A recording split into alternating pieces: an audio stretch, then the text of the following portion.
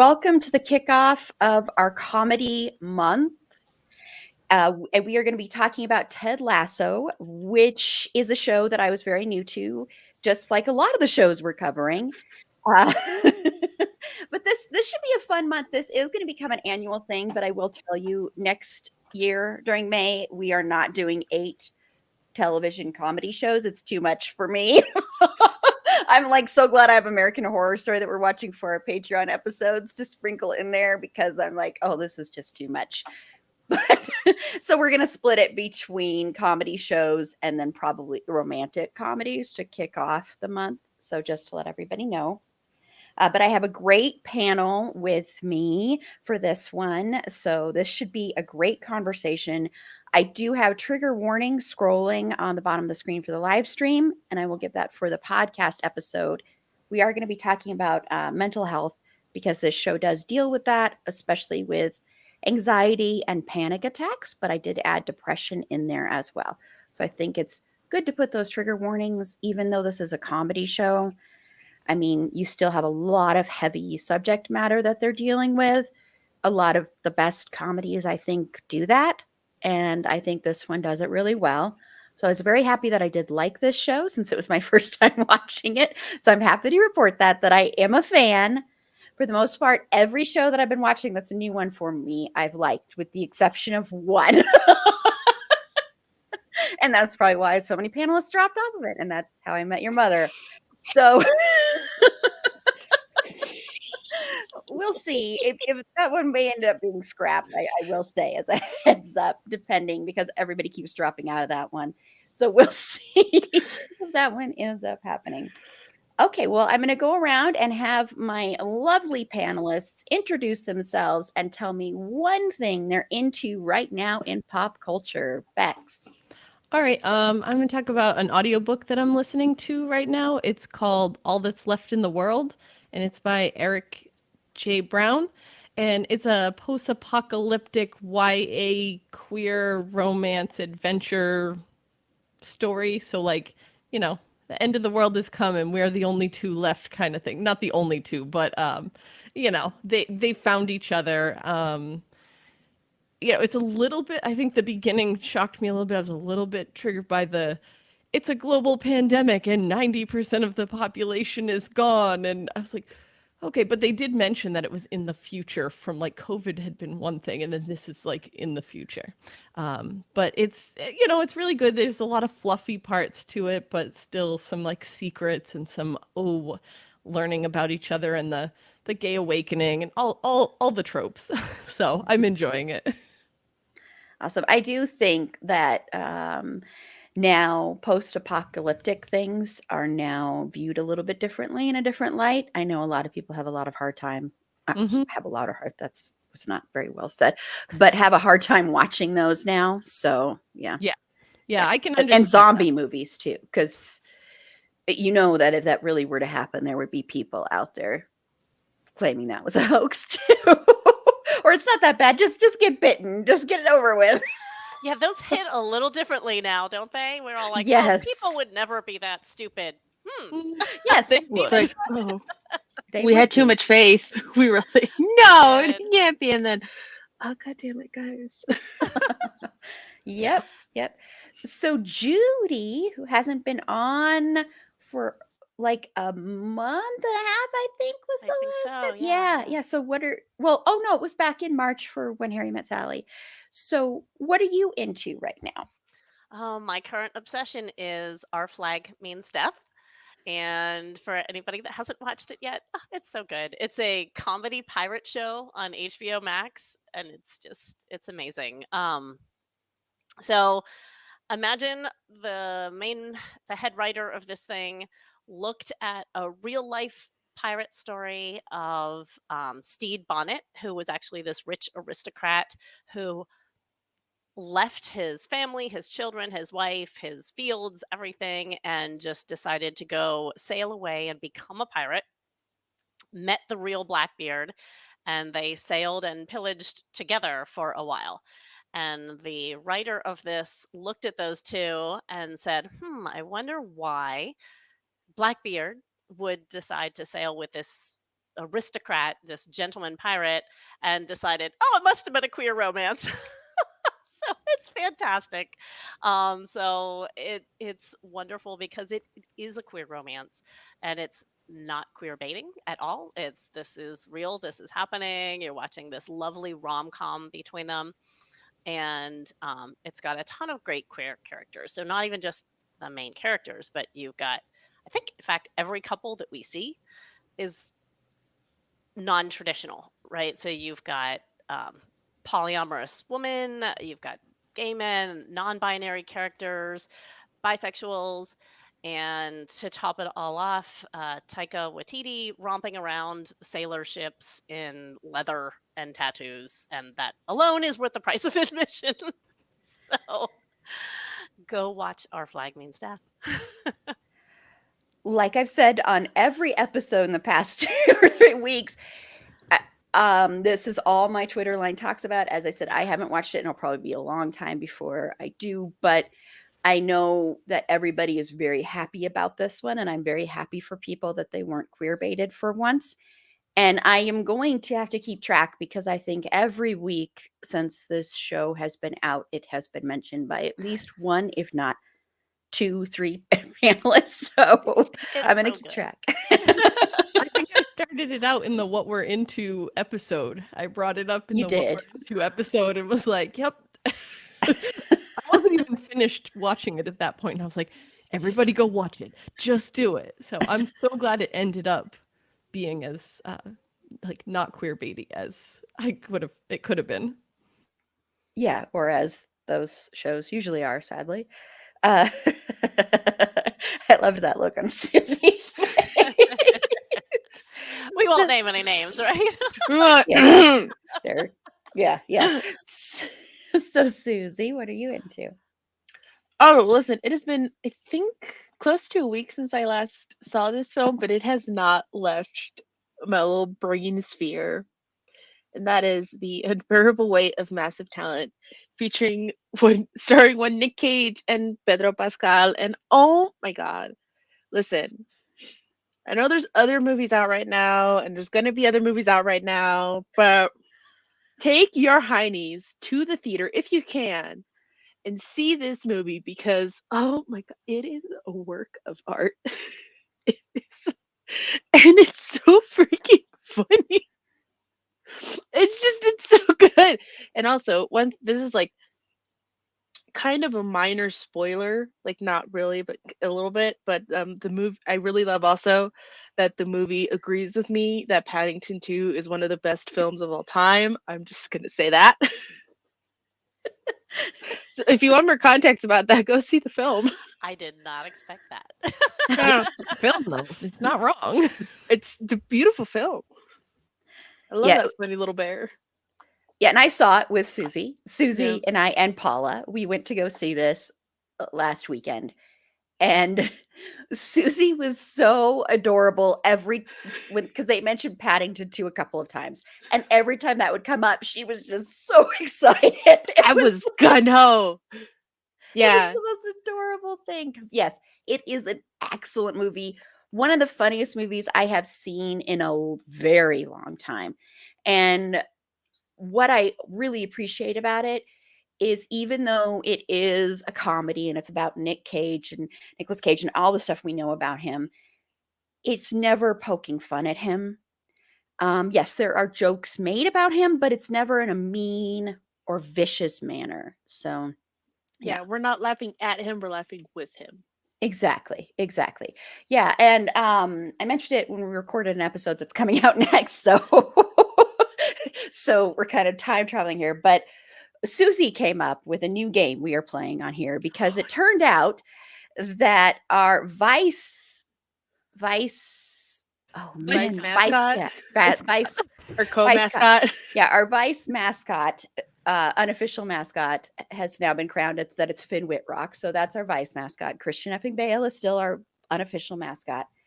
Well, a couple of days before we went and saw this movie, in his Instagram stories, Finn Whitrock said his cousin wrote this movie, was one of the writers, co-wrote it. And we went, hey, and I told that to, my Finn crew, to Susie and Jen. And Susie's like, we should play 6 Degrees of Finwit Rock on the podcast. So we're going to start playing that. And also just a shout out to Jen, my podcast brain twin, because she is the biggest Nicolas Cage fan I know.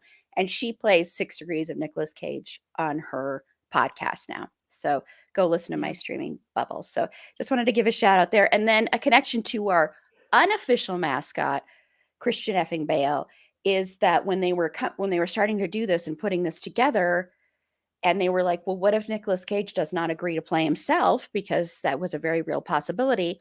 One of the actors they were considering to play Nicolas Cage was Christian effing Bale. Which I still want to see Christian in a really big comedy. So I really want that to happen sometime. But yeah, and Nicolas Cage and Pedro Pascal need to do like a year of just movies together because they are amazing together. So go see that. Yes, I definitely echo that. Their chemistry is so good. Like, oh my gosh, yes. Yeah. So I'm just gonna say it. That's what I'm into. You're gonna hear me say it. Spoiler, since we already recorded that. You're gonna hear me say it on the One Day at a Time episode 2.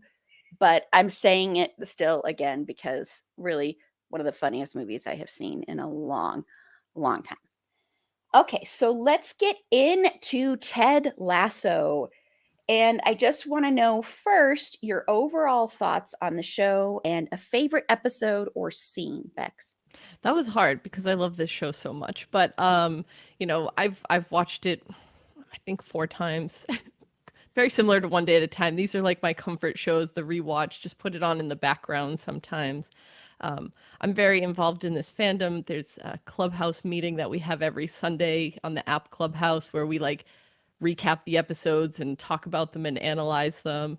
I do a book club that's based on the books in Ted Lasso and all of that. So yeah, I love the show a bit. I would say so many scenes, but the one I'm going to go with is the too many ghosts scene. There's an episode when they're all in the pub. They discover that the rehab room or whatever it is haunted, and so Ted comes up with this plan for them to exorcise the ghosts and everything. And they're talking about it. May tells the history of what happened in that room, and then it was Colin says, that's too many ghosts. And then Richard answers, we cannot fight them all. And I just absolutely adored that moment. It's also great because they have a whole thing about Scorsese films in that scene where they're like going on saying like, what's the best Scorsese film? And they're all fighting and bickering and everything. And all of a sudden Roy just like shouts, he's like, silence! Like as if he's telling them to be quiet, but also naming his top Scorsese film, right? So it's a play there, which then comes back into the Beard After Hours episode. There are other moments, I can talk about them later once everybody else has had a turn and all of that. So I was like, if I just have to pick one that stands out to me, it's going to be that one. So that's from the Two Aces episode, season 1, episode 6. And that's one where we meet Danny Rojas as well. So that's what I'm going to go with. And Judy? Yeah, so overall thoughts, I love when a show doesn't have to have a villain. It can just be like decent people with real problems just trying to be decent people and be funny while doing it. It kind of reminded me of like that same Parks and Rec or Schitt's Creek vibe. So I love those type of shows. Um in that so when I heard that it was that kind of feel good comedy, I was like, "Oh, I have to watch this." I figured that I would absolutely love it. And the fact that Ted and Coach Beard, for that matter, are just good people who like try to really see the best in people and are genuinely positive and caring and really try to like change the culture of this organization. Um, I don't know. It's just a hug, right? It's just really feel good. Plus, it's funny as hell, right? It's so witty and clever, and I love that. Um, and in that first season, it's charming and feel good, but I also love that in the second season, we see that there's so much more going on, right? It gets deeper, it gets more layered and more complex. We delve into some deeper issues between like Nate's downfall. Um, we see that even being like super positive with somebody, it can't fix everything. We see all sorts of, everybody has issues. We're in the dark forest. Yeah, yeah. I mean, daddy issues galore, right? Like you get a daddy issue, you get a daddy issue. But then again, where would the entertainment industry be without shitty fathers, right? It pretty much drives so many stories. I mean, between Ted and Rebecca and Jamie and Nate, even Roy. And I love the way they contrasted them with Sam, who actually has like a loving and supportive father. So yeah, first impressions of the show were initially, oh, this is such fun and it's sweet and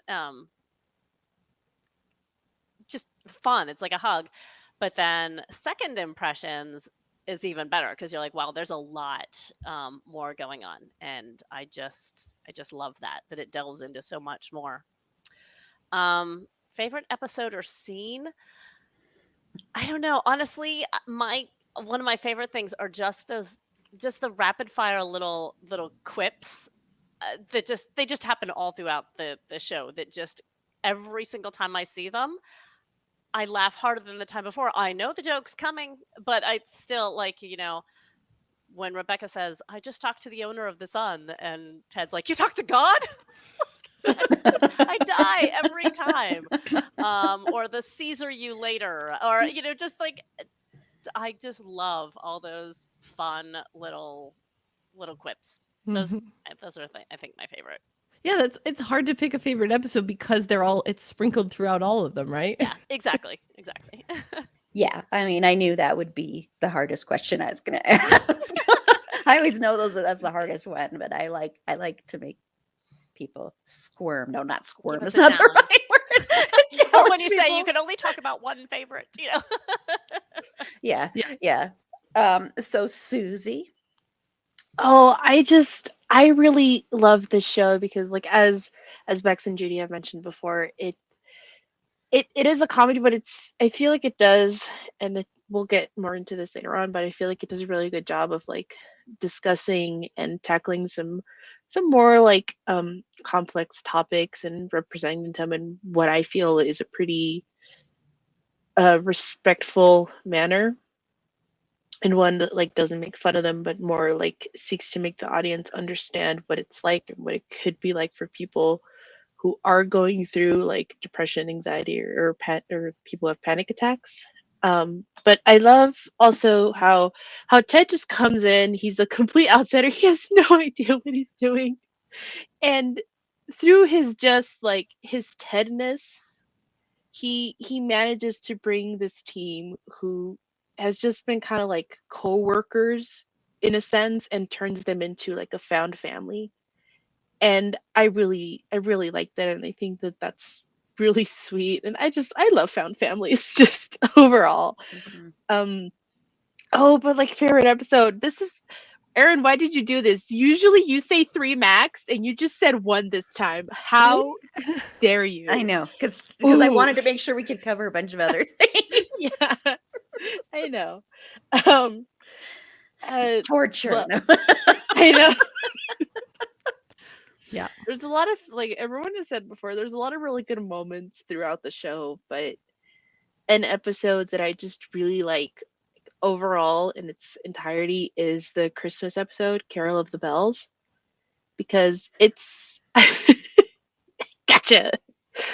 I just like I just love it from beginning to end how Higgins is just like, hey, we're having a dinner my family for any one of the other players who don't have family in town. You can come eat with us, and you kind of get the sense that he's probably maybe proposed this before and no one has come. But thanks to like the change in environment and the camaraderie that Ted has brought in, like almost all the team shows up and each one of them bring their own like Christmas traditions, and they're all playing with his kids and eating food together and just having a really jolly time. And Rebecca supports Ted during his first like post sort of divorce Christmas to make sure he's not all sad, because she knows what that's like and she doesn't want anyone to feel like as lonely or as upset as she did. So she's like, hey, we're gonna do fun Santa elfie things. And then at the end, when they all come together to sing the Christmas song with the street musicians, oh, it's like I just love it so much. It's such a great like feel good episode, and it is one of my favorites. So fluffy. I love it. I could watch It's it so over and great. over. Yeah. I could And watch Team every Higgins Christmas all show. the way. Who does not love Higgins? Mhm. Oh yeah, absolutely. Yeah, that was the episode I was going to mention. That is, I have a thing about, and I just realized on our bingo card, by the way, I have that in the comments. If you want to play along with that for a chance to win one of our stickers, I forgot that I haven't edited that since around Christmas time, and Christmas is on there. So I think it's funny that it actually came out naturally. That's funny. But I have a thing about Christmas episodes in shows, and some shows do them exceptionally well, like The Office, The Mindy Project, and also Thanksgiving episodes. There are a lot of shows that do those well. Like I think Friends always did those really well. So I think this show is another one that did that incredibly well because of all of the storylines going around, and you get to see different interactions and different stories and different journeys, character journeys and character growth, and I love, because as people may or may not know, I am not a big fan of the movie Love Actually. And so I loved the scene with Roy and Keely when they're going around with his niece, and they go because, she has really bad breath because of a new antihistamine that she's been taking because she's allergic to the cat they got. And when she goes to the house of the boy that gave her, like all like toothpaste and mouthwash and all this stuff because he said her breath yeah, that it stinked. And so she goes there and she's got the cards like from Love Actually, and basically in the end saying she forgives him. And there was one card saying, but if you aren't nicer, this is this is my uncle. And he, because Roy's instinct always is to go to anger, and he always has the growl and he's like, and you always hear him growling kind of thing. I love him. But so I just really loved that scene, and I loved that it was a play on a movie that I don't like and a scene especially that I don't like. And so I don't know, it made it a little bit more bearable. 100% agree. It's my least favorite Christmas movie of all time, but they did a nice spin with it in here. You're absolutely right. I loved it. I I do like yeah. the movie, but that part is creepy. Oh, That it was so particular creepy. storyline. The rest of That's them just I like, it's but so that one is weird. What Like no. Well, it's a typical romantic, Yeah. But trope, sadly, but the what I stalking love thing.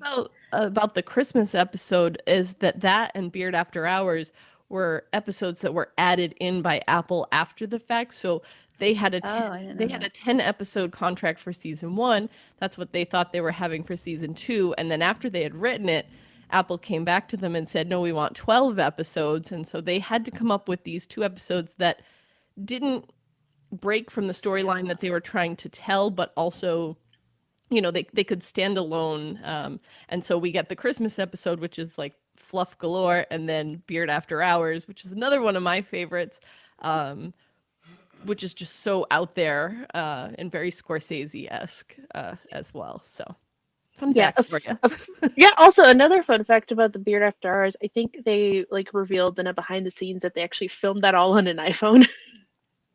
Nice. Like that whole episode. I'm here for that. Yeah. Which is another way to plug Apple. Yeah. Right. But no, that's yeah, because there have been some movies that have come out that are all filmed completely on an iPhone. But yeah. Okay, well, let's get into the character of Ted Lasso. I just wanted to single him out because the show is named Ted Lasso, and I think it's important to talk about him. Played by Jason Sudeikis, and this was a character that was in it was like a Super Bowl commercial or something like that. That's where he first originated, some sports thing. Advertisements for the Premier League soccer Okay, football league being played on NBC in the US, and so they asked him to create these sort of yeah, promo things for the soccer league.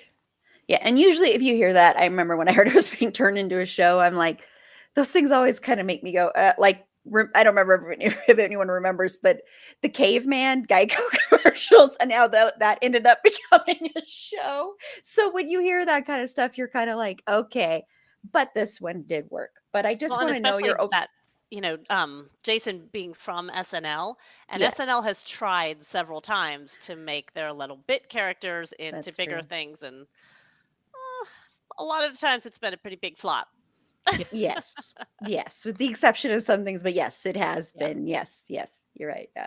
So Bex, what are your overall thoughts on the character of Ted Lasso? Look, I wasn't necessarily planning on ever watching this show because I'm not really into soccer, and Jason Sudeikis is fine and everything, but like the character he's playing and the actor that he is just such like a Midwestern white boy, and I was like, do we need that story again? But it was nice that it did come out differently. I like the way that he tries to use positivity, but how the show reveals that hyper positivity is not always the solution and is oftentimes a big mask for your own trauma and pain, which we learn about Ted more so in season 2, even though we get a little insight to it in season 1. um i I think there's something really interesting about his mentality of never wanting to give up. When he and his wife are finally coming to terms that they're going to divorce, and he's like, I don't want to give up, and she has to tell him, like, you're not giving up, you're letting me go, and like that's different, to be able to recognize that. So I really like the kind of journey that he goes through with that.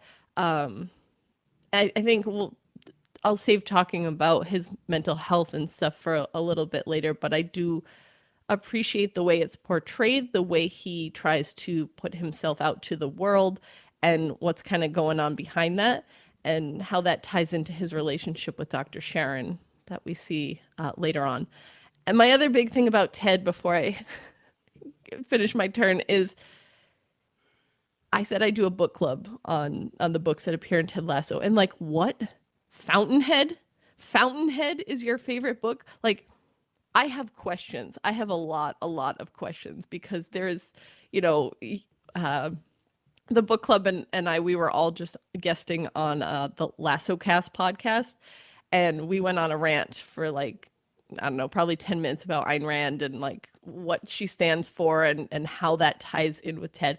And there is a moment where he says, ooh, bit of a curveball, huh? Like you wouldn't expect him to like that. So I want to know why. Why Fountainhead, Ted Lasso? Yeah. Judy. Well, Bex talked about a lot of the same things that I just love about Ted. Um, he's just one of those people that just tries so hard with everyone he meets, from his boss, who a lot of people, they save all their good for dealing with the people of power, but everybody, from the guys on the street that call him a wanker all the time. So he just treats them all with such respect and positivity, and I love that about him. um and yeah, we definitely get some glimpses into, there's more to that, right? That there's such a thing as that toxic positivity, um, if you will. And it's really just a way to keep himself from having to be vulnerable with people. And Bex, I know you touched on his divorce. I just wanted to add to that. I absolutely loved the way that they handled that.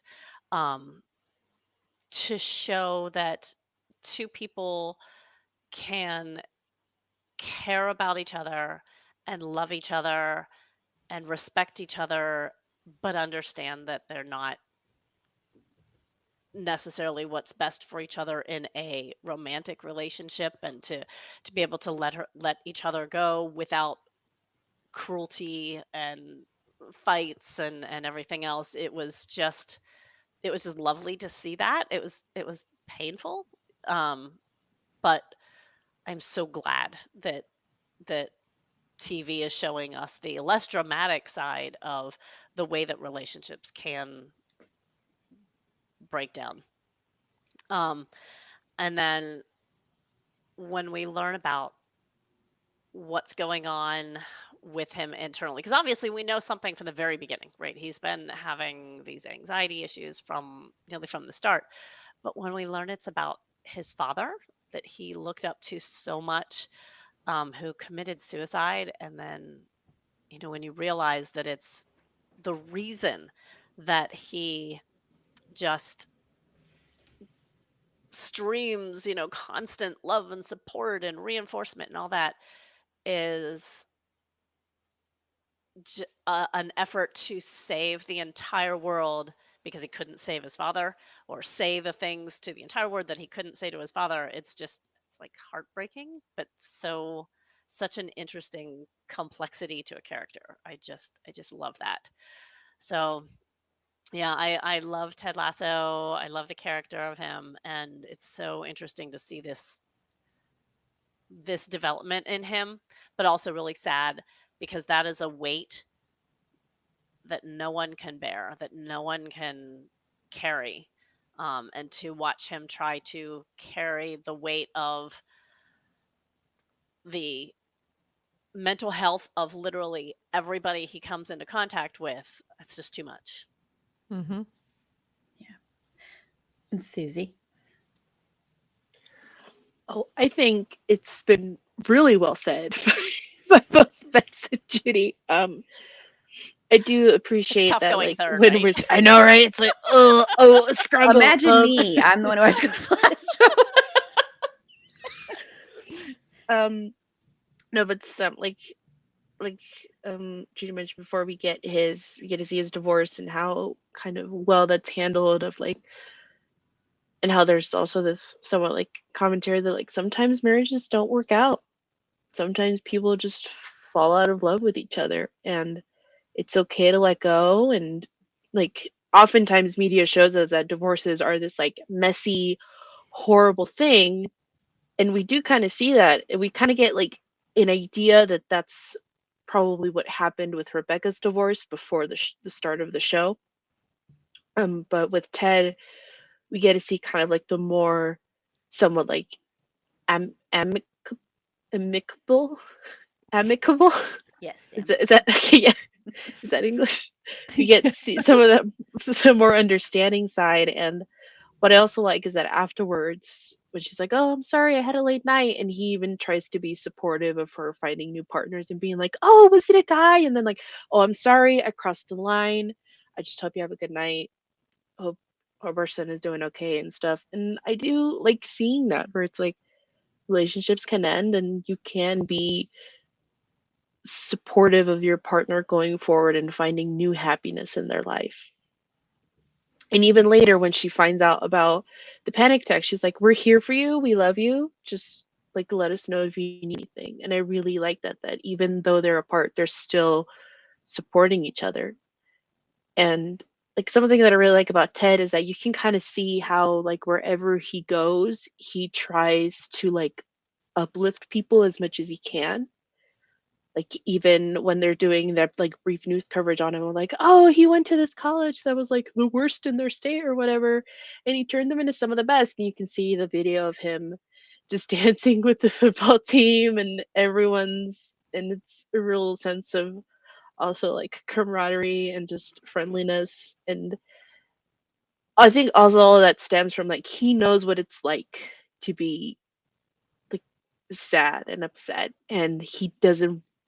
And also like part of his, I think, unrelenting positivity is that he doesn't want anyone to ever feel that way or to have to feel that way. But he does. And Oh, sorry. No, go. yeah, Sorry. no, sorry, no, you can go. no, I don't want to interrupt. I Yeah, thought no, you let finished Susie, with that. yeah, Yeah. Susie, go ahead.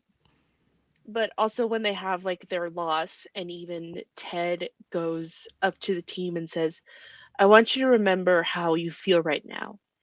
And I want you to know, and like, yes, this sucks, but also remember that you are so lucky to be going through this with other people, because it sucks to go through this alone. And remember, you all have each other. And I really like that because, yeah, it fucking sucks to go through really sad things by yourself. And sometimes, like, even just having an understanding presence with you, I feel also really helps in those like moments of like downturns as well. And I just really love Ted.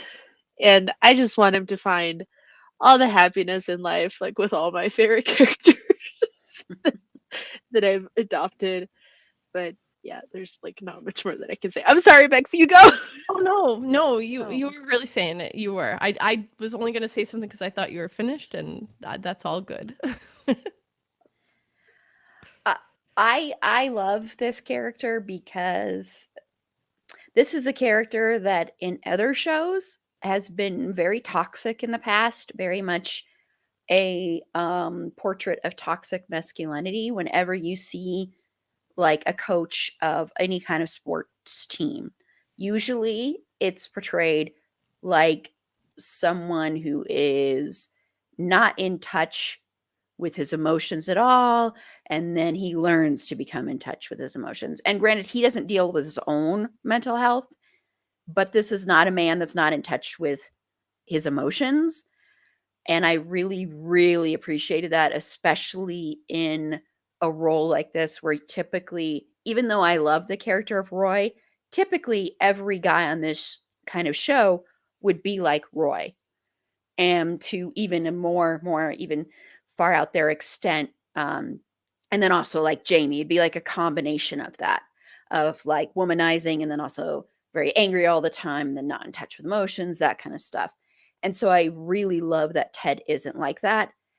And, you know, Coach Beard isn't like that. And having that is really important, I think, for people to see. And for men to see. I do think it's important for men to watch this and to see that, and to not be afraid to, you know, being in touch with your emotions and being an emotional human being, and wanting others to be emotional, and, you know, wanting to, you know, embracing the fact that men are going to sit there and talk about their emotions and talk about the hard times they've had, and to realize that doesn't make you less of a man. It doesn't make you any less strong. It, I think, makes you stronger and makes you a better and more well-rounded human being. So I really love that about him. And I think, you know, he's dealing with so much unresolved trauma that he went through at a young age. And he doesn't, he feels like he's handling it by making sure everybody else is okay. But he's like a typical kind of empath. He's kind of an empath. And when people are very empathetic, sometimes they forget about their own feelings and their own mental health. And you see that with him, with the panic attacks. And we'll get into that later when we talk about how this show handles mental health. So I think that's very typical for people like that. And it's refreshing to see that in a man, and to see that portrayed that way, and to see it where it's a straight white man, and you see that he is not just toxic masculinity. I just so love that about this character. And that's why, you know, I wasn't familiar with, you know, with the original commercial or anything like that. So I wasn't really familiar with this character. So that was another reason I was kind of like, I don't know if I want to watch this. So I was glad when I heard it wasn't like that. And I was glad when I started watching it and saw that it wasn't like that at all. And I think Jason Sudeikis does a really, really excellent job in this role. Once again, comedy is flippin' hard. Being funny is really hard. It's a lot harder than being dramatic. But there are those dramatic moments and those notes that he hits in here. And I always think people that are really good at comedy are usually 99.9% of the time going to be amazing at dramatic work. And he definitely is. He is so, so good. He deserves all the awards attention he gets. He's just so, so good. I think this is one of my favorite male comedic performances in a television show because of all the layers he brings to his character and how he interacts with other actors. He's a very giving actor and he's very present for whoever he is working off of. And he has chemistry with everybody. Every single other actor he has chemistry with. And that's a remarkable thing too. So I think overall he's just a great character, and it's a great performance that, I mean, the show's still going on, of course, but that I think will be remembered forever kind of thing. It's one of those that will go down in history like that. So I wonder if part of that comes from having been growing up in the comedy world, very much a part of ensembles from yeah. Saturday Night Live, where you are definitely only Mhm. one of many, and you've got to bounce off of all those people and the guest each week who may or may not have any talent, or even Second City. Like he's been in Susie. She's not wrong though. Like, She's yeah. not wrong. Just casually dropped that too. It's so great. To read. Oh my god. Spill the tea, sis. But yeah, I think maybe some of that being such a giving a part of an ensemble probably comes from that, from not needing to be the center of attention in shows like SNL and Second City. Yeah, I think that's a very, very, very good point. Yeah, and I think I think a lot of actors that come from that are like that. You'll find in a lot of other things. It's the same with like theater, because to me, when you're doing a show like that, that's theater. You're basically doing theater. Even though it's on show, they're doing it in front of an audience. Yeah. They're live. Anything can happen. So I think, when you work in theater, when you do theater as an actor, the theater community is a little bit different as far as like, it's so much an actor's medium, really, whereas this kind of stuff is usually director's medium. So when you have that camaraderie, you have to be together because you're live and you don't get another take. So that probably has a lot to do with it. Yeah. That's a good call there. Mhm. Yeah. I think he's really good. So I'm giving you more than one here. So maybe it won't be as hard. But Bex, what are 3 of your other favorite characters on the show? So ironically, this would have been easier for me to just pick one than the episodes. But and then it was But you like, can just only 3? But yeah, so my number 1, hands down, no questions asked, live or die, check out the jersey. I hope you could see that. It says not that one. it says Obisanya. I know my microphone filter is in the way, but I've got my Obisanya jersey on. Sam is he is hands down my favorite character. He's just so pure. He's pretty. He's very genuine and kind and like for real, like the section where he had the whole thing with Edwin Akufu in season 2, where he's being recruited to play for this team in Africa that the guy doesn't even own yet, but he's gonna own, and then he like buys out a restaurant and he like rents out the whole museum and puts in actors, and it's like he keeps trying to say I'm not like other billionaires, but like acts exactly like other billionaires, and the fact that Sam doesn't get swept away in that, he's just so pure. His eagerness in the beginning, his homesickness in that first couple episodes there that he's dealing with, but then when Jamie comes back in season 2 and he's just like, no, things have changed, like you can't push me around. So he's not a pushover. He's kind and sweet and genuine, but he won't take any sort of like abuses, right? He finds his own strength. Just real quick, I picked the other 2. It was so hard to pick 2 more, but I was like, I'm gonna go with May because I just love that she brings in that outsider perspective in the pub, and the pub guys with her, the way she deals with them and so on. Love the pub guys. And Phoebe. Phoebe is just, she's the perfect foil to Roy. Like, you need to have her there just so we can see that he is more than that gruff, growly bear man, whatever, with nice brows. But you know, I had to bring that up some point. He's on that list. Um, you know, she just, her presence there really helps us see more dimensions to Roy than I think we would in any other situation. So those are the three that I went with, but it was really hard to just like one or all. Like it was hard. There's only one character I don't like, and that's Rupert.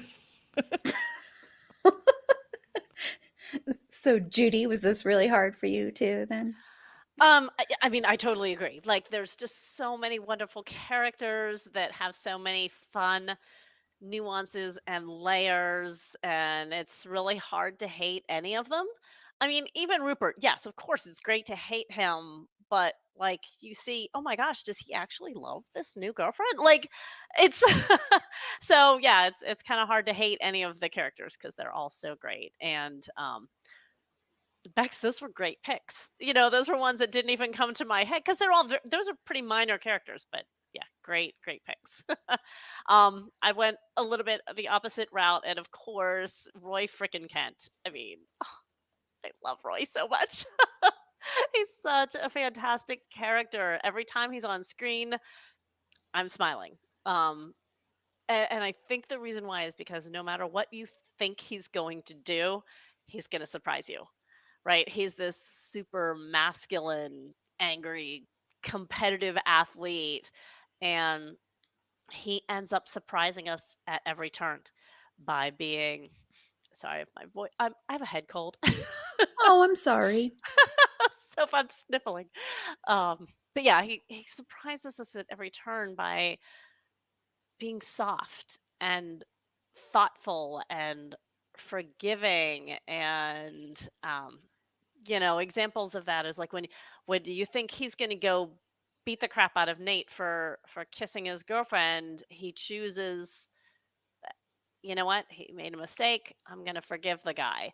Or when Keely's like, I just need some space, he chooses instead of getting angry and be like, what do you mean you don't want me around all the time, like, you know, many egotistical athletes would do, he chooses instead to give her this beautiful alone time and just pamper her. Oh, he's just so awesome. I just love that. And his heart eyes every time he looks at Keely are to die for. The absolute best. Yeah, and I love that we just get to see him growing and changing and becoming a richer character for his interactions with Ted and Coach Beard and everybody else for that matter, and Keely, of course. Um, and then my other favorite, I decided instead of talking about three separate, I was going to combine my second favorite into the friendship between Keely and Rebecca because it is just, I think, part of the heart and soul of this show. It is really absolutely one of the bright spots. I mean, when we first meet them, Keely's scared of Rebecca, which is so cute. Because Rebecca, I mean, she commands a room, right? Like she is just she's scary. And off and standoffish at first. She doesn't think she can trust anybody. She's just been hurt. Um, and to watch Keely knock down that wall, and even after she finds out that Rebecca was actually going to hurt her, like intentionally hurt her, um, like I said, Keely just breaks down that wall. She gives her a compliment. She is in awe of her beautiful breasts. And we just see that little cracks with Rebecca. And I don't think Rebecca would be the same person that she becomes without that friendship of Keely. that love between those two grows so deep. Um, the way Keely builds up Rebecca and she helps to like restore her confidence because she was so beaten down by that bad marriage. And in return, the way Rebecca builds up Keely's confidence and that, you're more than just a washed up model, more than just a pretty face. You are smart and capable and can do great things. And I love, just that women supporting women and that mentor mentee relationship. It's so beautiful. Um, and the way Rebecca just develops this confidence around Keely is I just love to see it. And I agree with Keely. When Rebecca is at her best, I'm with her. Let's invade France. And I also appreciate that yes, they talk about men and they talk about relationships with men, but their sole friendship is not based around men. And that is so crucial, and you don't see that a lot with women. Well, in a show about sports, Exactly. Yeah. you're not expecting to pass the Bechdel test very much. Very, very true. Very good point there. Yes, yes. Which I was think one of they're the the reasons I was pretty hesitant. much the only women. I mean, there's a couple little side characters, but yeah. Yeah. Yeah. Agree. Agree. Yeah. So Susie. Oh, see this again, Erin. We could have done a reverse, just like three of the person, one of this. No, I will say to like repeat duties, just Roy Kent. I love him so goddamn much. He is so unapologetically himself, and it is just a joy to see. Like when we first see him after he's retired from soccer, and we see him versus season 2, they're like, oh yeah, he's taking a coaching gig, and we just see him yelling, and and you're like, oh, Children. you probably went to like a Premier League or something. And no, it's just it's girls soccer. West I love London's under 9. it's so funny, and I love how like he's so down to just like be there for his niece and just kind of be the father figure in her life and just do stuff with her and like support her, be like, and even even when they have like the what is it, like the curse jar, it's not a curse jar, it's like a curse trust fund. And every time he says a bad word, she's like, I'm keeping track, I have like 1,000 pounds now, thank you. Like I just love that they like set that up between those two, and like his relationship with Phoebe is just one of like the sweetest things. And even like in the Christmas episode, he's just like, okay, I don't care if it's Christmas, we're gonna go from house to house because we live in a rich neighborhood, and we're gonna find a dentist. Like I don't care what they're doing, we're gonna have them help you like right now. And he's gun ho. They're going house to house, and it's so great. And oh, and yeah, like I can see probably in like how other shows like Roy Kent's character could be very unlikable, but we see like how much like growth he's gone through. Like when Isaac has doubts about being the team captain, he takes him to where he used to play soccer, and it's like, whenever I had any doubts about my ability, I would come here because these are teenagers and they don't care who you are, they just want to play. And it really humbles you.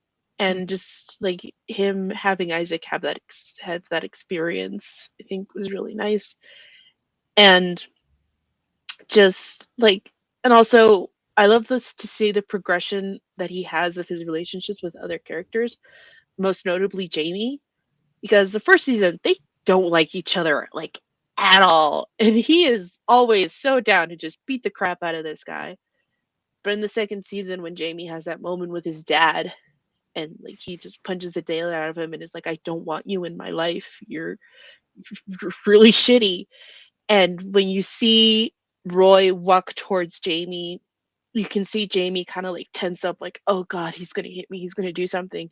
And Roy just hugs him, and you can see like just the tension just leave both their bodies, and they're just there for each other, because as much as they like give each other shit, there is some kind of like respect there. And Made me cry.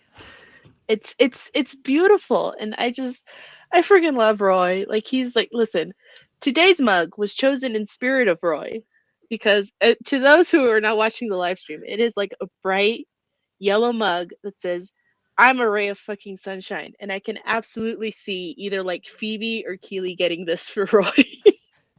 And Mhm. I'm just having his coffee. But yeah, like he's not he you also get the sense that he's had like really bad relationships in the past, and to see his relationship with Keely be so like uplifting and positive, like it's like even from the beginnings when he's like, oh, I'm so mad that she kissed Jamie, and even when he goes to talk to Ted and the rest of the guys, they're like, so you're mad that she kissed someone before you guys weren't even dating, and they kind of help him see how kind of a little bit like messed up that train of thought is, and he's like, you know what, you guys are right, I was wrong, I'm gonna go apologize and do things right. And he just supports her in her business endeavors, and uplifts her up as much as he can, and even like he just wants the best for her, and she just wants the best for him, and they're just so sweet together, and I just love them so goddamn much. um really like Leslie,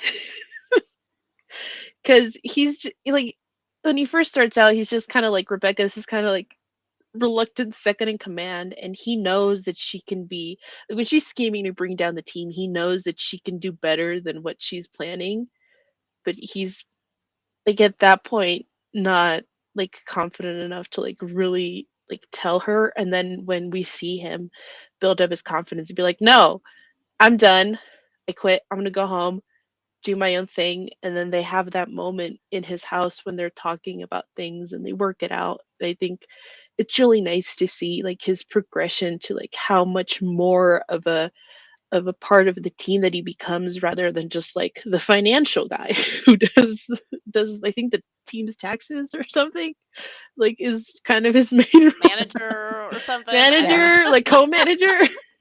The head of His roaming office is the operations. best gag, though. Yeah. Yeah. Yeah.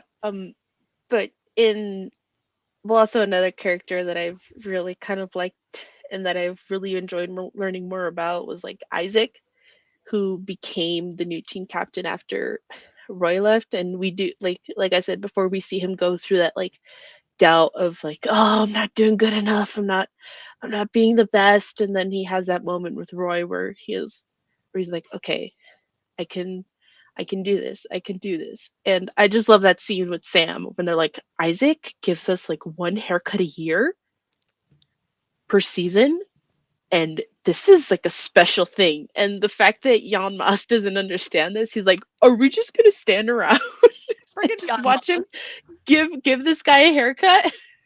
And Jamie's response, shut the fuck up, young Mas.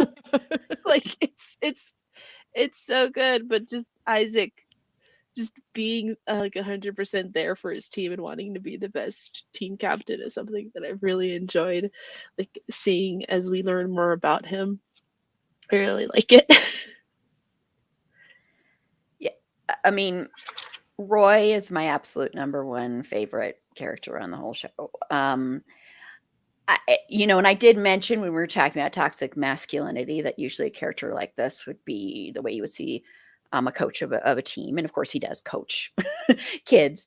And I love that he's yelling at the kids. I know, only because that would probably be me trying to coach kids because I'm not a big kid person.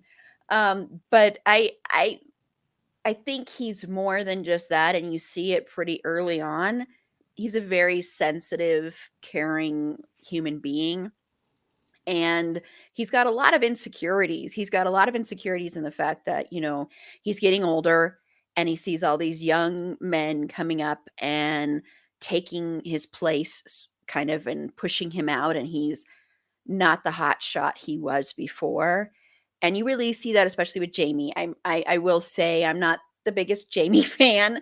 Uh, Not really a big fan of that character, but I do think their relationship is interesting to see, and how eventually, he comes to have some respect and admiration for Jamie and wants to see Jamie do better. And I love that he doesn't always play into what you think is going to happen with him, like has already been mentioned. And with Jamie, there was also the fact that Jamie tells Keely that he loves her, and you don't see Roy react the way you think he will. And I think it's because he's grown once that happens.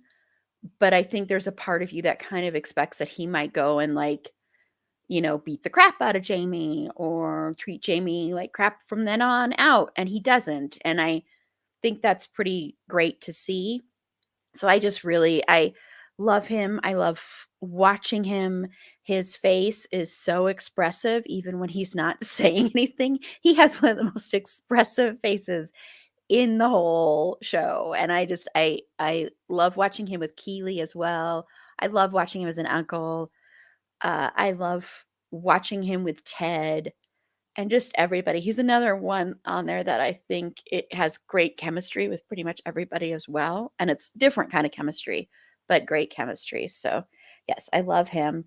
I love Rebecca, and I appreciate when this show first started in the first season, she is very much set up to be a villain. She really is set up to be someone who's going to try and who's using Ted and wants to see Ted's downfall, wants to see the team downfall. She's plotting against him. She does not want to like Ted. The fact that Ted is always bringing her biscuits and she loves every single biscuit he brings, and it infuriates her to no end, is the best. The part that I really like too is that even when he brings her like sucky biscuits, she still eats them. Like when he Yes. changes the sugar for salt, and he's like, "Oh, I'm so sorry, I'm gonna throw this out." She's like, "Hold on, it's kind of good. It's come back around again." Yeah, but she's so frustrated by it at the same time. But I love watching, like in the Christmas episode, when her and Ted have a moment of hanging out, and I really appreciate that. I really was worried they were going to try and get those two characters together, and they kind of allude to that. We'll get into ships in a moment. And I would not want them together. I want them to be friends. I want to see a healthy friendship between them. I don't want them to eventually be like in game personally. But I appreciate watching an older female character who, yes, at first she is characterized as she might be the villain of the show, but that's ultimately not who she is. She's coping with a very, very, very messy divorce. Whereas I think with Ted's divorce, even though there's messiness there, there's also this very healthy respect that they both have for each other. And that is not there with Rebecca and her ex at all. Like zilch, nothing. And you could tell she's been treated like garbage by him. She has a lot of self-esteem issues with getting older and the way she looks. And I mean, she's drop dead gorgeous, but she has a lot of that because as a woman, once you reach a certain age, you were not considered as desirable. And so she is dealing with a lot of that. I think that's why it's interesting watching her relationship with Keely, because I think there was a part of her at first that was like, this is just like a model. She's just brush her off. But then she realizes how important it is to have Keely in her life, and how Keely really, gives her some self-esteem and gives her some more confidence. And I love watching her grow, and I love that she became a woman who really, really wants to see this team succeed and wants to see people in her life succeed. And she's still healing. And the episode when her father dies, the funeral and all of that is also one of my favorite episodes. I think everything about that episode is perfection. And when she's backstage. It's not backstage, but she's in the back in the church, and they keep saying, "You've got to be quiet." And they're just making all this noise and cursing and all this stuff and being really quote unquote rude. But it's so great because I also love just seeing her relax and take some breaths and live and breathe. And she's the second half of my favorite ship that I will ship forever, and we'll get to that soon. But I love her. I think she's amazing to watch, and the performance is excellent as well. So yeah, so that's another one. And then uh lastly, I'm gonna go with Sam too, just probably because he's the other part of that ship, so you already know what that ship's gonna be. And I just Sam is so sweet, and I think was seen at first as somebody that would be easy to push around, but I think, like you said, Bex, he does come around to being stronger than you think he is. And I just love him. I won't add much because I think Bex said it well, but I love him so much, and he is gorgeous. There are a lot of good-looking men on this show. This is another one where there's a lot of nice eye candy. Yes. Yeah. And then they put on those football kits and just start running around, and you're like, okay, all right, I can watch this. Even Jamie and his cute little headband, I just love it.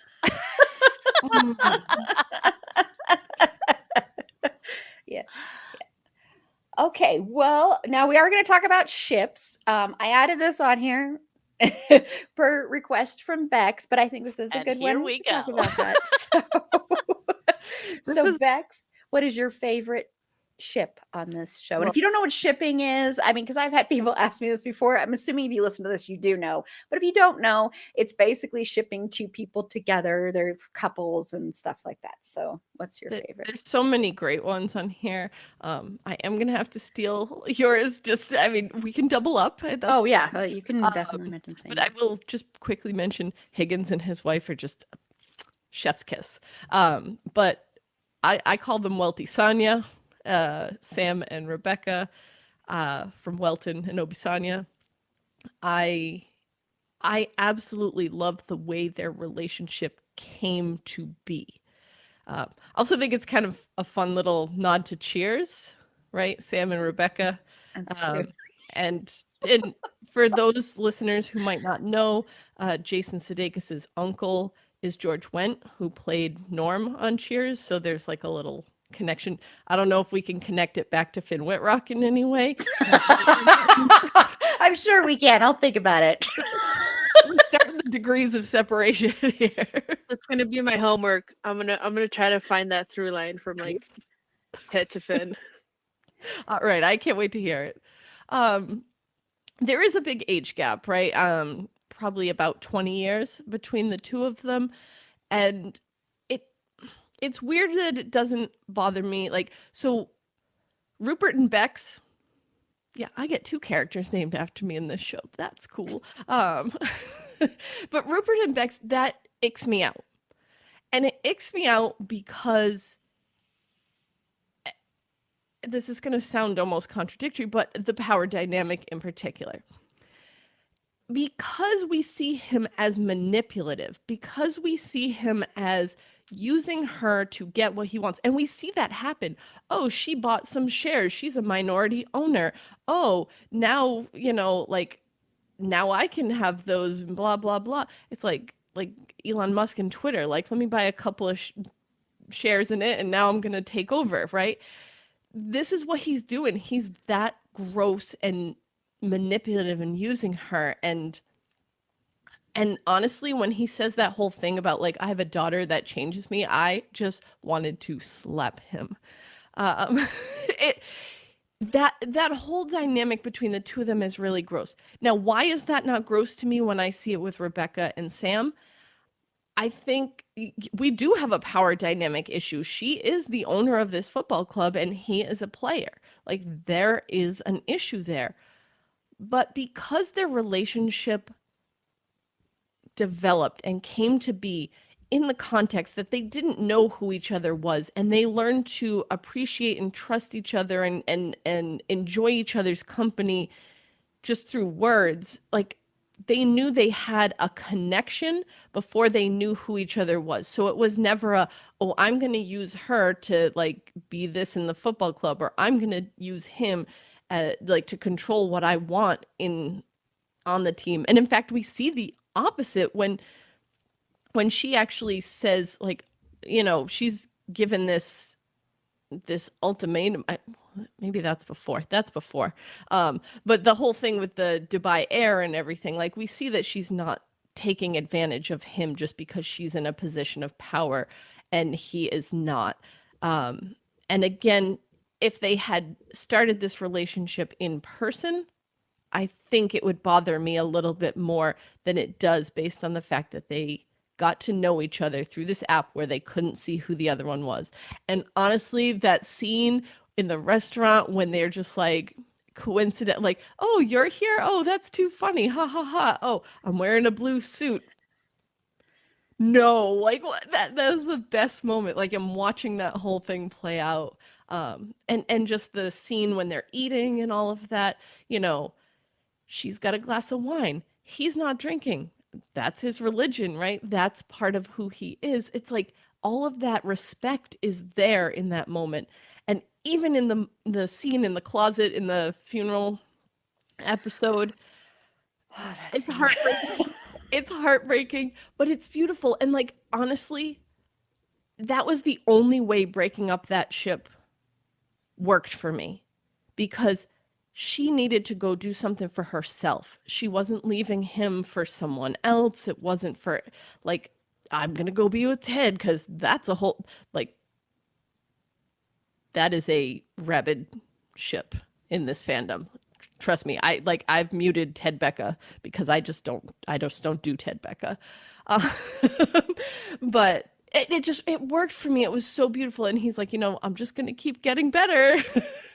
So he's honest, he's confident, and they grow from each other. So even if they don't end up, even if they're not endgame for the show, which I will be okay with it because of the way it all played out with such care and respect for one another. So yeah, I could go on for hours. I probably already did, but let someone else have their turn. So, Judy, your favorite chip? Yeah, just kind of thoughts about Sam and Rebecca. I'm actually not a huge fan of it. I don't hate it, but the power dynamic is a little bit of a eh for me. And honestly, the age difference to me is another thing. You do so much living and so much changing and so much growing between your early 20s and even just your late 20s. You're not even the same person at he's probably what 22, 23. You're not even the same person at 23 as you are at 30. And then to get in a permanent relationship with somebody who's probably pushing 50, I don't know. It just there's so much that will change and grow and so much living that she's done that he won't be able to relate to and vice versa. I don't know, it's not a ship that I'm really crazy about. Honestly, my favorite ship, of course, is Keely and Roy. I just think they're adorable, but I've already talked about them. I do kind of low key ship Ted and Rebecca. I don't really care if they end up together or not, but I can see like because I really love their platonic friendship. I think it's so respectful and thoughtful, and I love seeing those kind of relationships on TV. Um, but I don't know. There's a low key piece of me that thinks that they would really be also good for each other. They have both had rough lives and rough things happen to them and difficult things, and the way I just want to talk about the way that they juxtaposed their I don't want to call it confession, but you know, there's that scene where she's talking about her father and he's talking about his father. The way that was written and edited and played was just gorgeous. And I would not be surprised at all if it was also uh, hinting at things to come. Yeah. um, yeah, like I said, I'm not like ship them all the way. But I kind of low key think that they would be kind of beautiful for each other. So, I think if they take the writing there, I will accept that. Like I'm not anti that. I think I'm anti the fandom part of it, but I haven't really been a part of the fandom. I don't know Yeah. if Yeah, I they're don't know if in a the fandom crazy anymore. rabbit or not. I'm But okay with that ship if they take it there. If the writing leads us there and it makes sense, I will be okay with that. So, Susie, do you have a different ship Oh, this is kind of than like the a two that rebel have been? ship. Um, it's more of like a it's cheating like a little bit. I just like the overall friendship between the team players. Um, I love how much like they're all there for each other, but they're also so ready to give each other shit, like, to just mess with each other, and like the friendships that they formed and the camaraderie. I think it's just it's really sweet to see that, and also how they're just there for each other. I think my overall favorite scene is when everyone just like in the final episode of season 2, they just rally together and are like, if we win, we win. If we don't, we don't. And it is what it is. And when they all get together and touch the believe sign, that is like one of like my most like favorite moments that I think I've seen in a show ever, because just like just Isaac just like not wanting to go for the middle like hand pinwheel thing, the hokey pokey hand thing. I don't know what that's called. But instead of just like walking past Ted and just going up and touching the sign, and then everyone else getting around him and going up and touching the sign.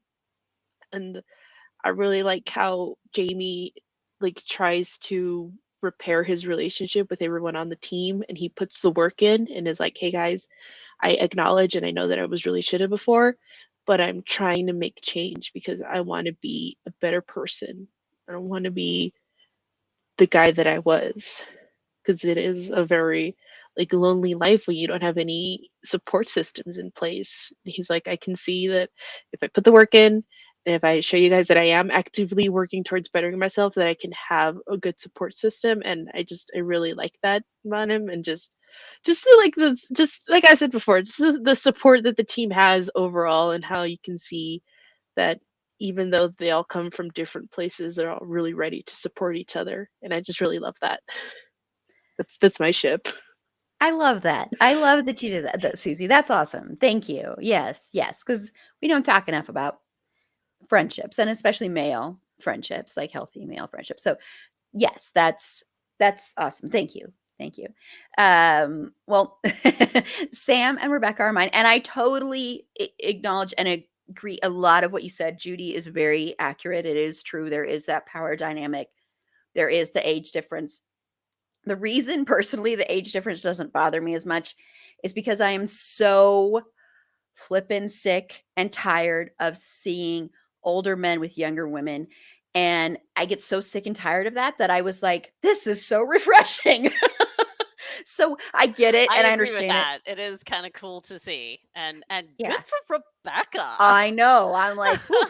Yeah, yeah. And he like really desires her. And to see that from a younger man when you're an older woman, that's very nice to see. That's very nice to get. So I do appreciate that, because I hate that, you'll have Harrison Ford in movies and he'll be paired up with like a 30-year-old actress. And it's just so annoying and tired. And I hate that trope and I want it to end. So while I will ship Sam and Rebecca until the show ends, I do acknowledge that there is that power dynamic. There's also the fact that they probably would not be a couple that will last, honestly, even though I love them and I will ship them forever. They're not a couple that's going to be like get married and live happily ever after, I don't think. But I just, like I said, I just enjoy seeing that so much. I think they have amazing chemistry. And I just keep thinking, God, you go, Rebecca.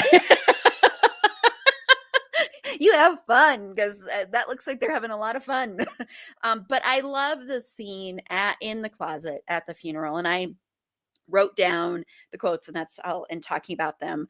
I love this whole exchange between them. It starts with Rebecca, and Rebecca saying, "There's one thing I just can't get past." He says, "What?"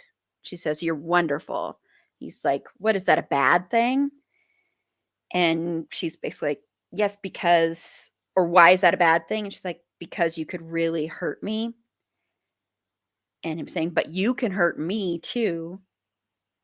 And her saying, "Doesn't that scare you?" He's like, "No. Does it scare you?" She's like, "Yes, and I think I need to figure out why."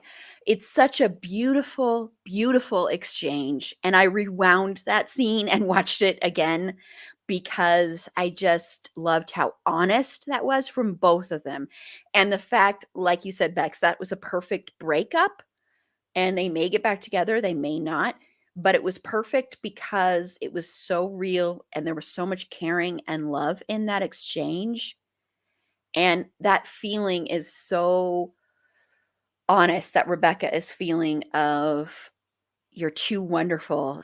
What if the shoe drops? What if you hurt me? And I've been hurt so much." And I think what you're saying, Judy, I think that does also come into play with her life experience, a little bit different than his life experience there, where she has had years and decades on him of experience in relationships, and she came out of a really bad marriage. And so I do think that does kind of play into that, where she knows what that's like, and she's afraid, and her heart was torn into pieces. So yeah, and I love the line when she finds out it's him that she's been talking to, because they kind of set it up where you think it's Ted, and then when you find out it's Sam, it's this little curveball there. But I love when she's like, "Oh my gosh, I've been grooming you." That's what I mean. Like, she says stuff like this, so you know that she's not actually doing that. Right? Yeah. Yeah. Because he's like, "You're not doing that to me." But I love that. It also makes me love her more. So, and Sam more. So that's why they're two of my favorite characters. I wanted to make one more comment about ships. Sure. I just really, really, really want Coach Beard to find somebody worthy of him. Yes.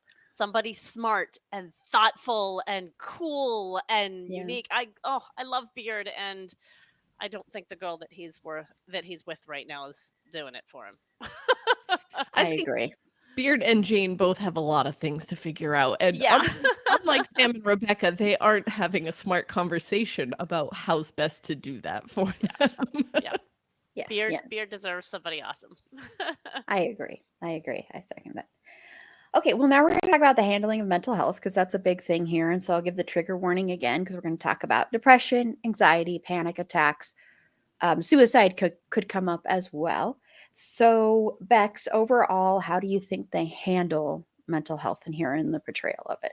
I really like the way it's portrayed. Now, as someone who doesn't have firsthand experience with anxiety, I can only, sort of assume how I know.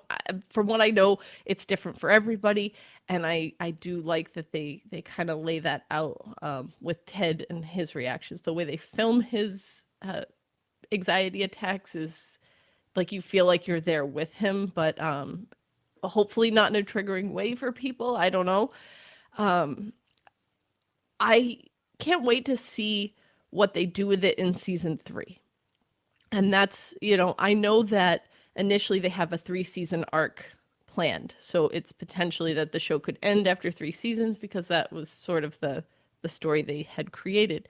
And if they do, I think how they're addressing Ted's mental health in the 3rd season is going to really, really be important. I like the gradual reveal of his mental health struggles to the audience, as well as to those around him. Rebecca picks up on it early on. Beard probably has some inkling, but like at the same time, they don't talk about it. There's a great scene between Rebecca and Ted where they're like, "Well, I don't need a therapist. That's what I have friends for. Anything you want to talk about?" No, I'm good. I'm good. Right. And it just shows that like that is not enough sometimes. And he really needs that help. His attempts to hide it and to mask it seem pretty realistic to me. And in particular, his skepticism of therapy after the bad experience, where his wife's therapist became their couple's therapist, which is not how it should go. It's not typical. It's not, you have to find someone who is neutral in that case. And that obviously wasn't his experience, so it's kind of turned him off of that. And I'll we'll want to talk a little bit more about Dr. Sharon in a little bit when we talk about representation and all, but I do like that they brought her in, because for a sports team to have a mental health specialist like on call is really really helpful. You know, season 1 it's toxic masculinity, season 2 it's mental health, and like in the sports world, and just the fact that they're even addressing that there's a need for that is something I don't think I've ever seen in any other TV show. So Yeah. Or in real life. So, Judy. Yeah, those are great points about it, and I'm definitely looking forward. I didn't know it was a 3-season arc, but it definitely makes sense. I'm looking forward to seeing what they do with it. Um, when I saw this question about handling mental health, what I started thinking about was about the thing you hear called toxic positivity, where it's like this always positive to the point that we don't deal with the things that are underneath. And the first thing I thought about was the ironic timing of this show. This show came out in the middle of a global pandemic, where it was a time where we all really, really needed a boost of something good.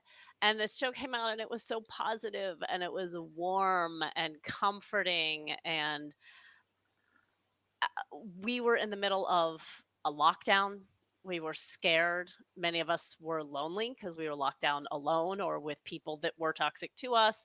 Um, it was just a really rough time. We couldn't always see our families. We certainly couldn't hug them. Um, and then along comes this, kind of fluffy show, which on the surface it felt like I said, it kind of felt like a big hug, with positivity and comedy. Um, but just like in Ted Lasso, we see that that was what was going on the surface, and I thought that it really paralleled life because at that time, when the pandemic began, people were singing from their balconies. We were having nightly applause outside of our doors for the healthcare workers, the essential workers. Companies were falling all over themselves to provide, COVID pay and COVID relief and make a big deal out of it. Um, but it was really all just a facade, right? Underneath all that toxic positivity was some horrible things brewing: police violence and racism, months of protests and riots, and a culture that completely took advantage of those healthcare workers and those essential workers that we were singing from the balconies about. And so I felt like this show came out at the perfect time to parallel this toxic positivity. Like, you can't just um, paint over all these problems that are brewing underneath with compliments and positivity and everything's great and rainbows and unicorns, because that just puts a cover over a bubbling volcano that's about to erupt. So I thought it was, I don't know, I just thought it was a fascinating parallel that this came along exactly when it did. And it's an interesting time to compare it to what is going on in the world. Um, and in season 2, we see that all that positivity that we saw from season 1, that was like, yes, love could save the day and the team will do better and everybody, all this is great. But underneath it, we see so many problems start bubbling up, with Ted's anxiety and with Rebecca's father, dying, and the issues of her keeping a smile on all of these years, hiding the fact that she watched her father have an affair. Um, Everybody's daddy issues that I already brushed on, but just so much stuff going on underneath that had to be dealt with, or kind of bad things are going to happen. Like, look where we are with Nate.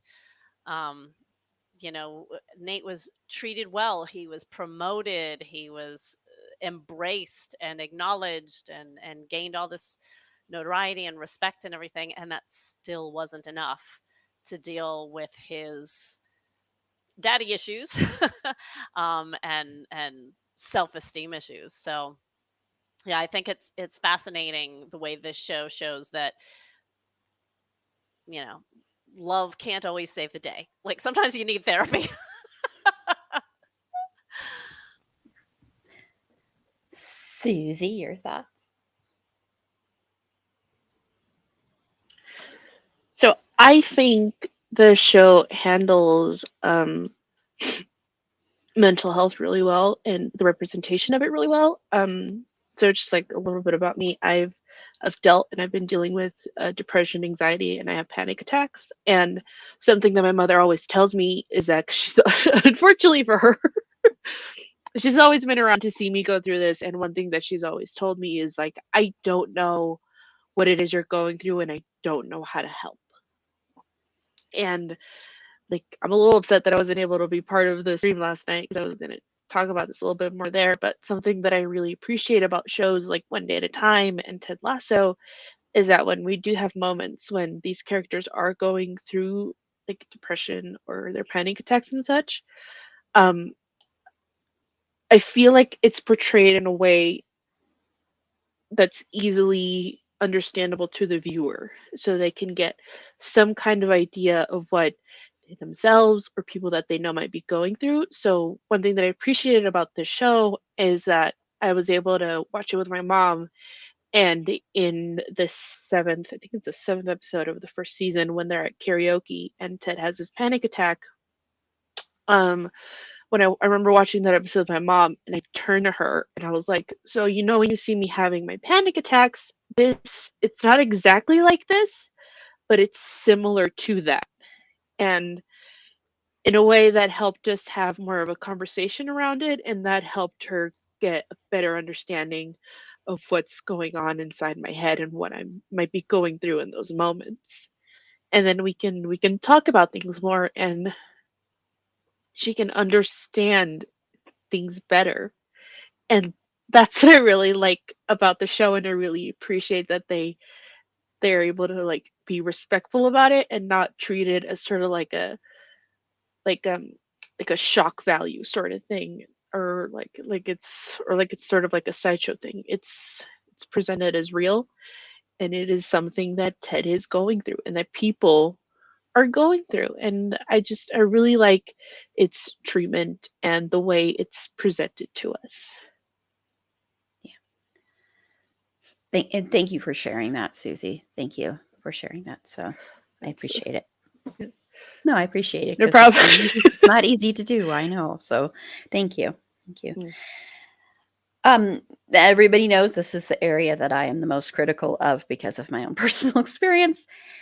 And I think this show does an amazing job with this for the most part. I do think they focus a little bit too much on the white characters getting the mental health they deserve and not so much on others. I will say, I think the way the Nate situation is handled is actually awful. It's one of the things I do not like about this show. And we'll talk about that in a minute. But I think the panic attacks, as someone who has panic attacks as well, that to me was the most realistic way I've ever seen that filmed. Just the way it's filmed. It's not so much even watching him with that, but the camera, stuff like that. The music, the sound, everything is so on key, I think. And it really does, people have said, people will say it feels like you're having a heart attack. It really does feel like you're having a heart attack. I've gone to the emergency room because I felt like I was having a heart attack. And the sad thing is the way healthcare treats it when you go there and you go to an emergency room and you have that is not very nice. They're not very kind to you. It's very much like, well, it's just a panic attack. Get over it. It's just a panic attack. But it is this horrible feeling when you have that. And there are medications for it. There are medications you can take like right when you start having one, and it can sometimes help you right away. But it is a very scary, scary place to be in. And I appreciate so much the way they show that and portray that. And how hard it is for him and the shame and stigma attached to that as well, which is something that we don't deal with as a society as a whole anyway. We treat it very much like something still that you can just take a deep breath and you'll be fine, do a yoga pose, go for a walk, eat differently, take some vitamins, and everything will be okay. And that's not the case usually. And once again, I'm not saying there's anything wrong with that stuff, because that is part of it. That is part of trying to feel better. But there's other parts to it. There is the part of therapy. There is the part of, if needed, medication. And so the shame attached to it, and the fact that people don't think of it as a real life-threatening thing. It's a life-threatening thing. It just is. You see that with Ted's dad, and the fact that he took his own life because he couldn't deal with that stuff, and the fact that Ted has carried around the weight of that, and carried around this survivor's guilt, really, is just so heartbreaking and sad to watch. And I'm glad they're actually dealing with that honestly. I think it's very honest and one of the best depictions ever. And and I agree with what Judy was saying about how the timing of this, especially with COVID, and how we did have that moment of everybody coming together, and you had, the John Krasinski Some Good News thing, and you had like all these moments of people, I have them come up now in my memories from 2 years ago, of all these things people were doing to come together as a community. And we do like, virtual, like, karaoke night. We did virtual karaoke night once. You do like virtual watch parties. They had like these YouTube watch parties of movies like Dirty Dancing and stuff like that. So it was like this moment of that. And it's very reminiscent to me of what happened after 9/11 as well, because there was this brief moment in time, and it was extremely brief. And then it all turned to anger, hatred, racism, Islamophobia, just, took over. But you did have this brief time where everybody was kinder to each other. And it's so heartbreaking when you see stuff like that happen, and then instantly you come to realize people didn't really mean that. Like during 9/11, it was very much, yes, let's all come together and then let's bomb other countries and kill a bunch of people. And it's the same kind of thing with the pandemic. And so with this is a lesser degree as far as like, emergency level. But seeing that, where in the first season you see Ted is very much like gung ho, positivity all the way. Let's just be positive and then you'll overcome everything. And that's the same kind of stuff that there are a lot of people that do that when it comes to mental health. I have friends that'll do that. That'll be like, just be positive, just, just dream board everything and it'll magically happen. And I'm not saying there's anything wrong with that. I have my dream board, my vision board of interview guests that I want on this show. So there's nothing wrong with that. But if you're telling people that are in a trauma, in an actual trauma, just do this, just be happy, just be positive, it's really fucking difficult to do that when you're in the midst of trauma. It's the hardest thing in the world to do. And it hurts, honestly. It really hurts when people do that. Because I understand why people do it, and I understand that people don't know what to say exactly, but there can be this pain to it because you're like, why can't I just do that? Why can't I just paint a smile on it? And I Can't think just be a goldfish. yeah. And that's what I think is so great with watching the Ted character, is he's done that for so long. And the reason he's doing that is because he has all this internalized pain and trauma that he doesn't want to deal with. And he's finally forced to. His body is like, and his brain and his mind and his soul is like, that's enough, dude. We have to deal with this. And so I appreciate so much that ended up happening, and that they didn't just keep going down that road, because I think that would have gotten exhausting as a viewer.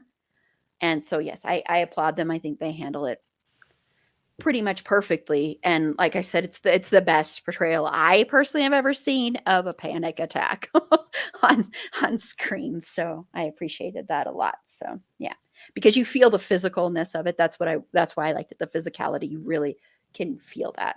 Mm-hmm. Yeah. Okay. Well, lastly, I want to just talk about representation and how well or not well, or how well you think, or how that you think overall they handle that, Bex. Well, so with the team, I think in terms of like racial representation, different countries that all the players come from. They do a good job, and you really get that vibe at the Christmas episode when Higgins is like giving cheers to every home city that these players have come from, and that's all well and good. But when you look at who the main characters are, they're almost exclusively white. And, you know, at this point, I couldn't really imagine someone else being Higgins or being Keely or whatever, but it would have been really cool to have that representation off the bat. Obviously, you have Nick Mohammed's character as Nate, and you see him struggle. And I know that it's a really hard thing to watch. Like, in season 1, he's the only POC in the main cast. Season 2, they add Sarah Niles, who plays Dr. Sharon, as like core cast, to see him sort of be the one to have the downfall. I'm hoping there's like a redemption for him in season 3 of some kind anyway. But I do think it's really fascinating that like all the stuff that he went through, he's in such a bad place that the minute Ted isn't holding his hand anymore because Ted's dealing with his own shit, that he really just goes downhill. And I hate to see that for Nate, and I hate to see that in one of the only POC main characters of the show. One thing I want to mention real quick is with Dr. Sharon, and I was trying to read up on this a little bit before doing this episode because I've heard this thrown around a bit, but the idea of the Black lady therapist, right? You have the Black lady therapist, and she's just going to go in and fix everything for everybody, and she's going to hold the white character's hand and this and that. And yes, that we do have that to a certain extent with Dr. Sharon, but what I like about her character is that it is a developed character. We see Dr. Sharon's flaws. We see Dr. Sharon on the phone with her own therapist, you know? Therapists having therapists, that's real. Like every therapist that I know goes to a therapist, and to have that shown in the show was really important. To have her not just be like, oh, everything will be okay and I will make everything better for you. She pushes back against Ted and she says, no, you have to do this. You have to come to terms with these things, etc. And she keeps her boundaries. You know, when she does the house call and he's like, are you going to charge me for this? And she's like, yeah, like, this is my job. Of course I'm going to charge you for this, right? I do appreciate that.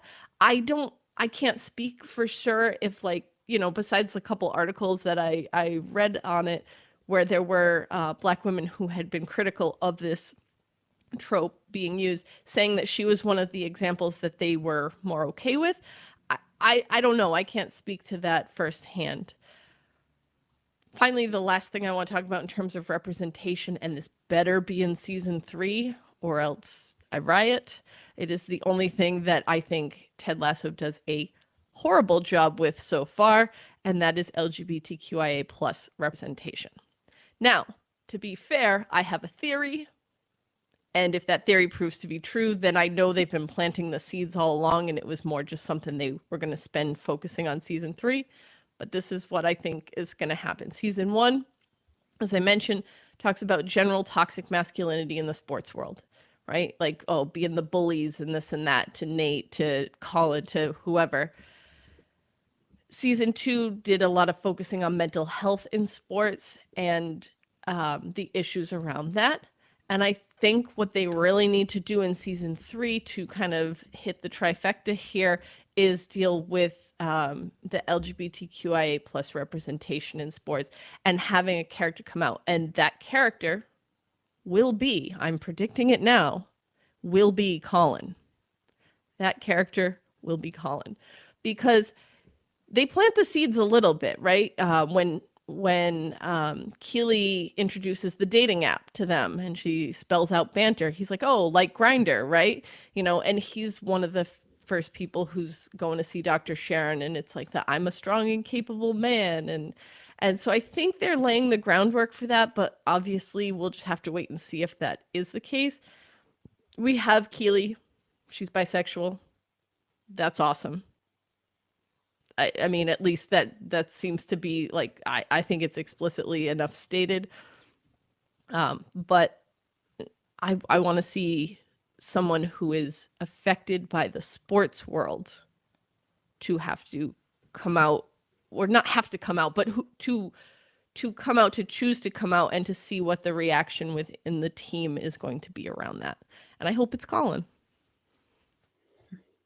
Yeah, I agree. That's one area really they need more. So, Judy, your overall thoughts? Ditto to everything. Yeah, no, I totally agree. The team itself has a lot of diversity because soccer, aka football, is a very international sport, and it is the number one sport in the world.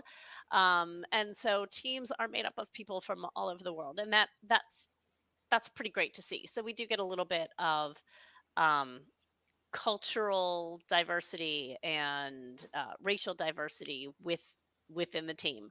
Um, yes, a lot of the leads are white. I mean, it certainly makes sense that the two coaches are white because they are played by the two guys that wrote the show and they wrote characters for themselves. So, I get that.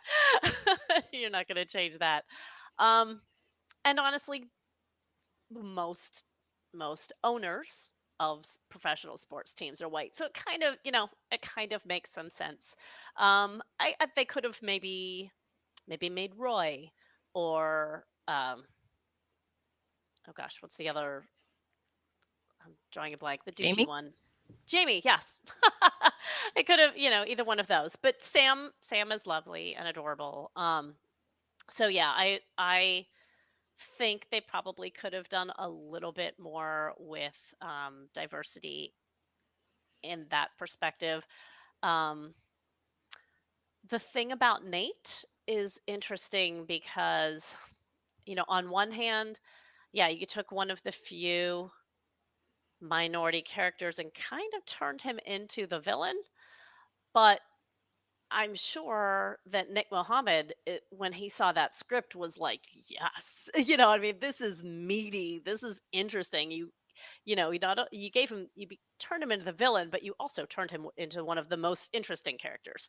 So I don't know. I do hope he gets a redemption arc because I loved season one Nate up until he started to become, kind of a jerk. So, yeah, I'll be interested to see what they do with that. But culturally, a lot of the times, especially being from a family of color in either the UK or the United States, or you see those families put extra pressure on their children to succeed because you have to work twice as hard, because you're already starting um, without the benefits of being white. Like, so I think that is not an uncommon. I don't know if trope's the right word, but not an uncommon stereotype that you see. So Nate does have a lot of that pressure uh, coming at him from his father. So yeah, I'll be very interested to see what they do with that. But yeah, what Beck said about, I would love to see um a queer character next season, because it's such a thing that we need to talk about in sports. We have always had queer athletes, but it's not always been safe for those queer athletes to come out. So setting up an environment where you've got a caring coach and a caring um, team owner and a supportive team might just be, the impetus that one of these characters needs um, to come out, whether it be just the team or publicly or whatever. But I think it would be a really interesting story, and one that would be great to tell, because I think the stereotype is just there so much, and the fact that so many athletes who are queer are stay in the closet and don't come out with it. Um, it keeps that stereotype going, and it makes people um, who might want to play in that sport, not want to play it to begin with because they're afraid uh, of being accepted or not. So yeah, so queer representation from this show would be, like you said, the trifecta. I'm like, bring it. I'd love to see that. Yeah. Susie. Okay, sorry, I was trying to I couldn't figure out how to unmute myself. Been at this for a while. I know technology. But just to kind of like, I completely agree with everything that Bex and Judy have said. They've put it really well. Um, I don't want to say that I would like it's been mentioned before. Season 1 focused on like toxic masculinity in sports. There was a like through line, and then season 2, as we saw and have discussed repeatedly, was about mental health, especially in sports, because most times these topics aren't really talked about, and especially in sports. It's like that, like the world of sports has been more of like a quote unquote boys world, so to speak. And in that like boys world, it's like we don't talk about these things, they just happen. And what I really like about the representation that we've seen so far is that it allows for there to be a conversation about these sorts of things, and just kind of really opens that up for discourse, I feel. So I do agree, and I would really love if third season would focus on like queer gay athletes in sports, because like we said before, there are, and oftentimes they don't feel very comfortable like coming out, especially when it comes to like team sports, because there is that kind of like somewhat of kind of like an alpha mentality, which can lead to like very like horrible like bullying and just like horrible mistreatment that then leads those athletes to like either leave the sport or do other unkind things to themselves, which is horrible. And I think that having that's like the third season focus on some of that would be a really good way to, again, also open the door for having a discussion about that. And I completely agree with Bex's theory. I do think that it's been hinted that Cullen might be leaning, I kind of believe that, and I also think the actor himself has also kind of agreed with that as well, in a way, by liking some posts that people have made about the actor. But oh, thank you, Cara. I appreciate it. Yes, Interrupt you. thanks. Hi, Carla. I'm on the mend. But yeah, just like listen, and I'm always for more queer representation. And I feel that with a team as accepting and as open as this one is, and how much they've grown with each other, I feel like that would be really great. Like, and I'm gonna bring this back to the lovely pirate show, because there is an episode where one of the characters, like the rest of the crew, basically finds out that they're non-binary, and they have a conversation where they're like, "Are you a man? Are you a woman? What do we call you?" And their response is just like, "You knew me as Jim. I'm Jim. That's just who I am, and like, don't worry about it." And then like from then forth, there isn't like, "Oh hey Jim, what's up Jim?" And they like respect them and love them, and they're still Jim. They're still their friend. They're their comrade. They're their partner. And I think seeing I feel like it's very possible to see something like that in Lasso, where maybe there's a scene where everyone has a conversation with whomsoever chose to come out. It's like, hey, I think like I might be gay, or like I'm gonna come out to you guys, and then being like, okay, cool, yeah, like that's great, man. You're still our friend, and we're still gonna give you shit, but great for you, buddy. And just something like I don't know, I feel like that'd be really nice to see, because I just know that this team would just handle it well. I think Colin, Isaac in particular, would be very supportive, and as the captain, that Yeah. would be a wonderful thing Oh to see. yeah, he would be like, all right, anyone's gonna say shit, say it now, or I'm gonna beat your ass later if you you start being mean in any way. Like his personality 100% is like, I will fight you. Yeah. Yeah, I agree. That's one area they are severely lacking in, and really would love to see more LGBTQIA plus representation on the show. I do want to talk about Nate because it's important to mention this is the only South Asian character on the show, and you have the only South Asian character become a villain without very little talk about how this happened. They talk so much about mental health in the second season, and they talk about it with the players, with everyone, but he gets sidelined a lot. And I love the character of Nate. And I always felt for Nate because Nate gets sidelined constantly in the show. And yes, it is part of the character and the character arc, but he just gets sidelined. And they need to talk more about that. They need to delve deeper into what led him into betraying Ted, and leaking to the news source that Ted has panic attacks. They need to go into more of why that was, and I think it's just been exposed like on the surface. And when you have the only South Asian character become the villain, that's troubling. I'm sorry, but it just is troubling, especially if you're not going to really explore why. And I still love him. I guess we're meant to not love him anymore, but I still love him. And there's a lot of racism in the UK that the show is not really talking about that much, I don't think. And so, I think there's little hit, like when Nate goes to try and reserve that table at the restaurant for his parents' anniversary, and very much the reason he can't is because of racism. I mean, it's plain and clear that that's why.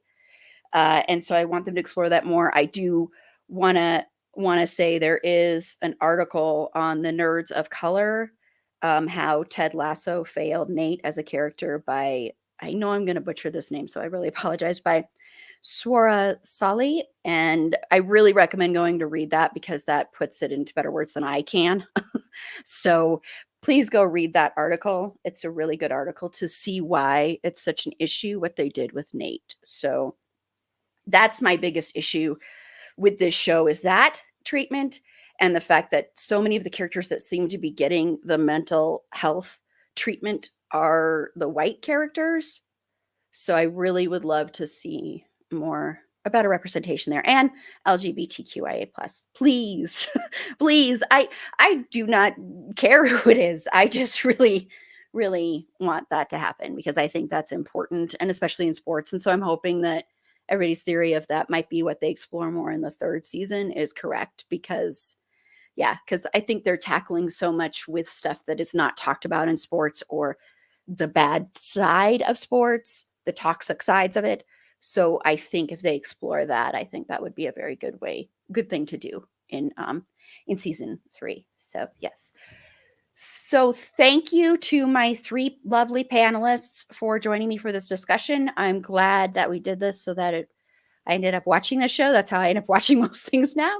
So thank you. I do love this show. I just have a couple of issues with it, but I do love it overall. And I think all the performances in this show are stellar, and most of the writing is excellent. So I say that. But we'll go around and have everybody say where they can be found and where your podcasts can be found, Bex. All right. Yep. So you can follow just me at A Single Man Tier on Twitter. I want to promo particularly my podcast that I do with 3 other fans called Coach Beard's Book Club, where we read the different books that were given out in the show, or that appear in the show, or that are mentioned in the show. It's only once a month, so it's not a huge commitment.